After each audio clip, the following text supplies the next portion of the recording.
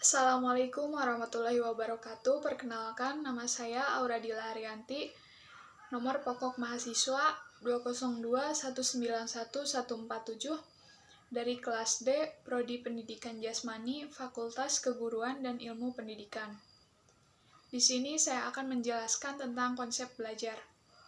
Yang akan saya jelaskan, yang pertama ada pengertian belajar, yang kedua ada prinsip belajar, yang ketiga jenis-jenis belajar, dan yang terakhir simpulan. Untuk yang pertama, pengertian belajar. Belajar adalah kegiatan berproses dan merupakan unsur fundamental dalam penyelenggaraan setiap jenis dan jenjang pendidikan. Proses belajar ditandai dengan adanya perubahan perilaku sebagai hasil dari pengalaman dan interaksi dengan lingkungannya. Secara umum, belajar adalah perubahan yang relatif permanen dalam perilaku sebagai hasil dari pengalaman atau praktek yang diperkuat. Menurut para ahli, yang pertama menurut Humalik, belajar adalah bukan suatu tujuan tetapi merupakan proses untuk mencapai suatu tujuan. Belajar adalah modifikasi untuk memperteguh kelakuan melalui pengalaman.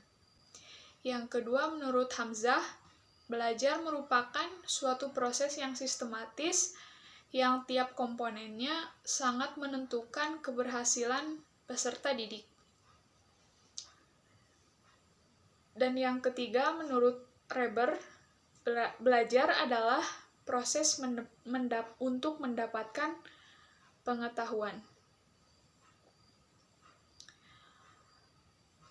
Yang kedua ada prinsip-prinsip belajar. Menurut Slamet ada 4. Yang pertama, belajar berdasarkan prasyarat yang diperlukan untuk belajar. Artinya di sini siswa harus aktif dalam belajar. Baik itu aktif dalam bertanya atau memberikan tanggapan dan sebagainya. Yang kedua, sesuai dengan hakikat belajar. Yang dalam artian siswa itu belajar secara kontinu. Yang ketiga, sesuai dengan materi. Artinya bersifat keseluruhan dari pembelajaran materi-materi tersebut. Yang keempat, berdasarkan syarat keberhasilan belajar. Di sini sangat memerlukan sarana yang cukup dan memadai. Dapat disimpulkan, belajar yang baik itu dilakukan dalam kondisi yang berbeda.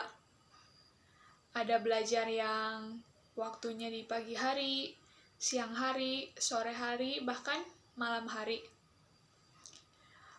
Yang ketiga ada jenis-jenis belajar. Jenis-jenis belajar di sini yang saya dapatkan ada 11 macam. Yang pertama ada belajar bagian. Contohnya seperti kita belajar suatu permainan, semisal permainan pencaksilat. Di sana kita harus memahami dari teorinya terlebih dahulu. Setelah kita paham teorinya, baru kita akan bisa mempraktekannya. Yang kedua, belajar dengan wawasan. Di sini kita belajar untuk menyelesaikan masalah, baik dari masalah pelajaran, masalah semisal ada teman yang bertengkar, kita ikut meredakan kembali. Yang ketiga, belajar diskriminatif. Yang dimaksud diskriminatif di sini yaitu pedoman bertingkah laku. Bagaimana kita bertingkah laku dengan teman, terhadap orang tua, guru, Seperti itu. Yang kelima, belajar insidental, yaitu belajar tanpa adanya instruksi atau belajar atas kemauan diri sendiri. Tidak ada paksaan sama sekali. Yang keenam, belajar secara instrumental. Di sini secara instrumental itu mengarah untuk mencapai sebuah prestasi. Yang ketujuh, belajar intensional. Intensional yang dimaksud yaitu secara terarah, progresif. Yang kedelapan, belajar secara laten atau secara segera dan cepat atau cepat. Yang ke-10, belajar produktif. Yang dimaksud di sini yaitu belajar secara maksimal. Dan yang terakhir, yang ke-11, belajar secara verbal atau meningkat. Misalkan dari programnya terlebih dahulu, pada semester 1 kita harus memiliki target, misal IPK 3. Di semester 2 kita harus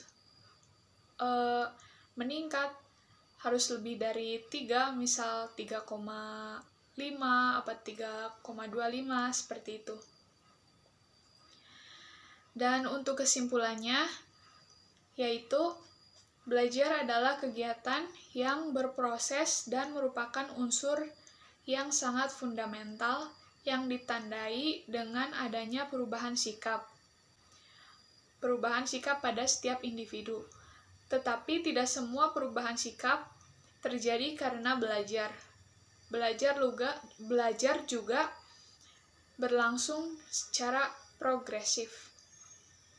Demikian penjelasan dari saya. Mohon maaf apabila terdapat banyak kesalahan dan kekurangan. Wassalamualaikum warahmatullahi wabarakatuh.